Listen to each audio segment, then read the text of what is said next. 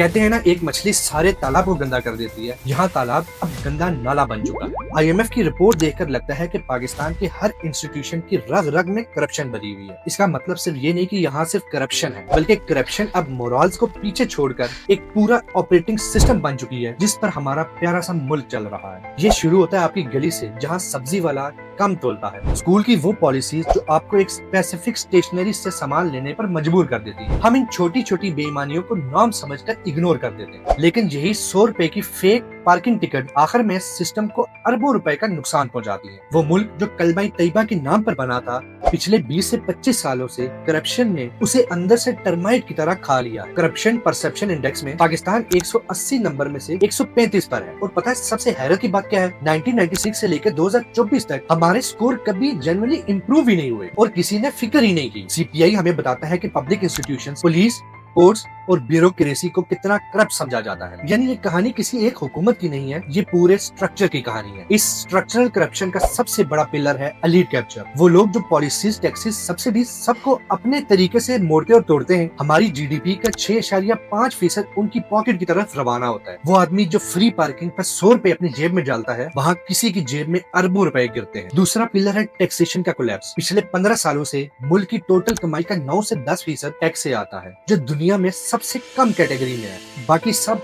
Undocumented economy का जंगल। Corruption के अलावा भी एक लंबी सी लिस्ट है जहां मुल्क ब्रेक डाउन की तरफ जा रहा है। फिर आती है स्टेट और enterprises, PIA, steel mills, electricity companies, जो हर साल 500 से 600 बिलियन का कलेक्टिव लॉस देती है। इनमें मेरिट का नाम ही नहीं है, सिर्फ पॉलिटिकल हायरिंग है। PPP ने अपनी हुकूमत के आखिरी सालों में तकरीबन 1400 भर्तियां PIA में की। फिर 2016 में PMLN ने 1000 और बंदे ऐड कर दिए। ये सब उस वक्त हो रहा था जब एयरलाइन का लॉस 254 बिलियन रुपीस क्रॉस कर चुका था। मतलब इंस्टीट्यूशंस को चलाना सेकेंडरी था, वोटर्स को रिवॉर्ड करना प्राइमरी था। IMF की इस दफा की रिपोर्ट की सबसे अहम बात यह है कि पहली बार corruption, taxation collapse, governance failure, energy losses और एलीट कैप्चर को एक कनेक्टेड नेटवर्क के तौर पर समझाया गया है। एक ऐसा इनविजिबल वेब जिसमें मुल्क फंसा हुआ है। ये रिपोर्ट बताती है कि पाकिस्तान के क्राइसिस फाइनेंशियल नहीं, स्ट्रक्चरल है।